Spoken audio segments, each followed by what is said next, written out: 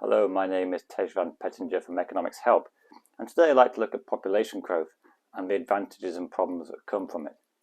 So historically, population growth is often seen to be a beneficial thing because higher populations have made countries stronger, it's increased the economic growth, and in recent times though, people have become a lot more concerned about population growth, primarily because of environmental factors. There's a lot of pressure on the environment from global warming to pollution and excess waste creation. And population growth exacerbates all these problems, makes it more difficult. And with a population of the world forecast to reach 10, 11 billion by the end of the century, there are concerns that there's just too many people. So first of all, let's look at the benefits of population growth. With more people, there's more chance that you might find a creative genius, someone like an Einstein, Marie Curie, Beethoven. Somebody is able to lead and create technological change, innovation that benefits the whole of human society. If you have more people, you can also benefit from economies of scale. Cities are actually quite efficient because you have efficient transport and distribution of goods, and also you can have specialization, so a small percentage of the workforce producing food and other people able to specialize in a whole range of things from leisure and entertainment to manufacturing. And population growth does make the economy more efficient. And interestingly, high density areas, cities, have a lower per capita environmental cost than spread out areas in the rural regions.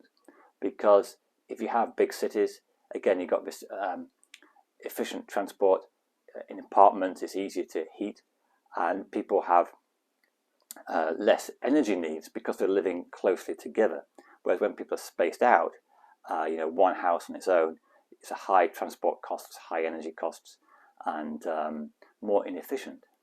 So when we get population growth, it doesn't necessarily directly correlate to higher pollution, because if the population growth is concentrated in big cities, it can, to some extent, be more efficient.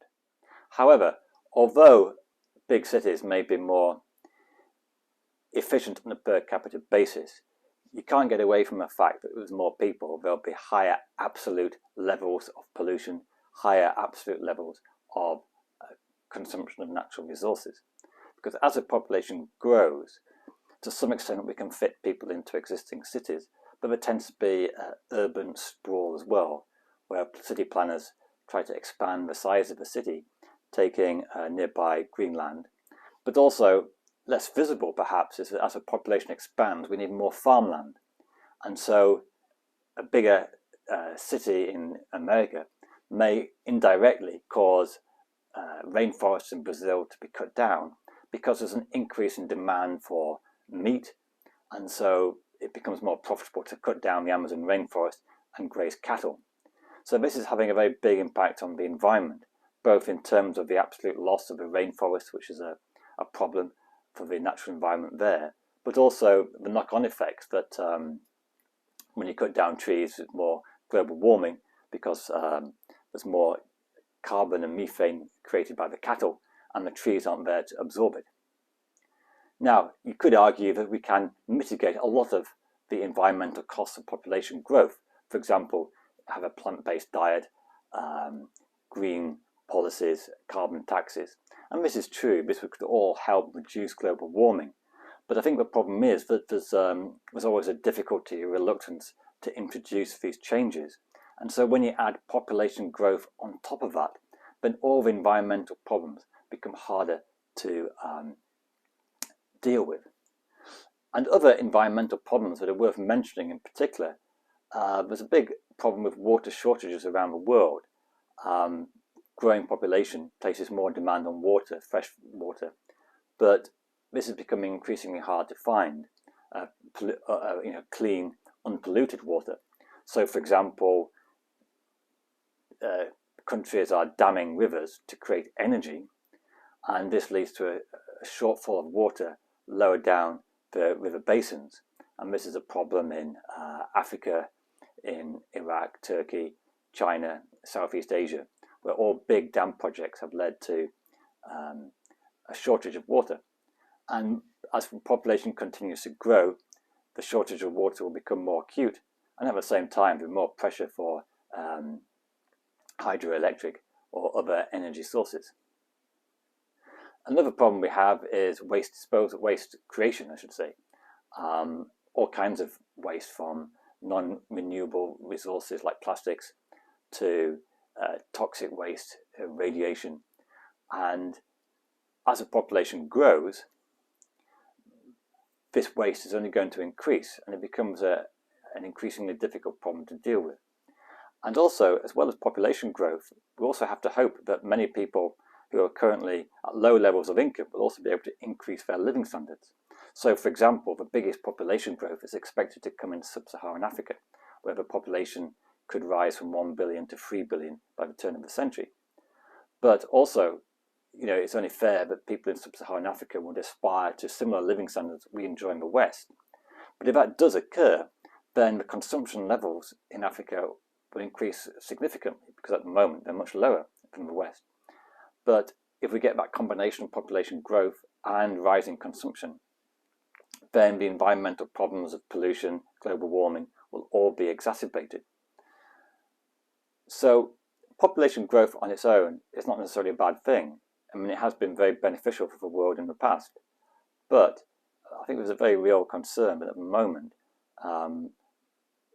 the world is struggling to deal with a growing population and the number of people, especially when we want everybody to have a good living standard and escape poverty that many are currently in. And although the problems of population growth could be mitigated to some extent with better environmental policies, our track record there isn't very good. So population growth is only going to increase and magnify some of these environmental problems. Now, if you are worried about the population growth, the good news is that it is forecast to level out by the turn of the century. Some may even think that it may start to fall before then. And if you look at Western advanced countries like Europe, Japan, Korea, the birth rates are really far below the replacement ratio. Populations are forecast to fall quite significantly in countries like Japan and Italy by the turn of the century. And there's its own problems, because you're going to get a very strongly aging population. And it may be that in 50 years, people in Italy and Japan are wishing that they'd have more population growth to deal with their demographic changes. But that's an issue related to the particular country. And if you look at the global population, you can see how it's increased very significantly in the past 60, 70 years. And it's still forecast to grow quite a lot by the turn of the century. And the final, I guess, problem of population growth is also just congestion. Traffic congestion can account for over 100 billion of European Union GDP, about 1% of GDP. And in some countries in Southeast Asia, traffic congestion is an even bigger problem. In Beijing, I saw one study where it said up to 15% of GDP is lost because of congestion. And as we add more and more people and they tend to want to live in big cities, the congestion gets worse. And I think that many of us have this instinctive preference to be able to go to a museum and park without being crowded by so many people. And the idea of even more people living in the same space isn't so appealing from a purely selfish point of view, even though there are those economies of scale and efficiencies from living together that we wouldn't get if you live alone. All right, well, if you enjoyed the video, do feel free to subscribe, and more economic videos coming soon.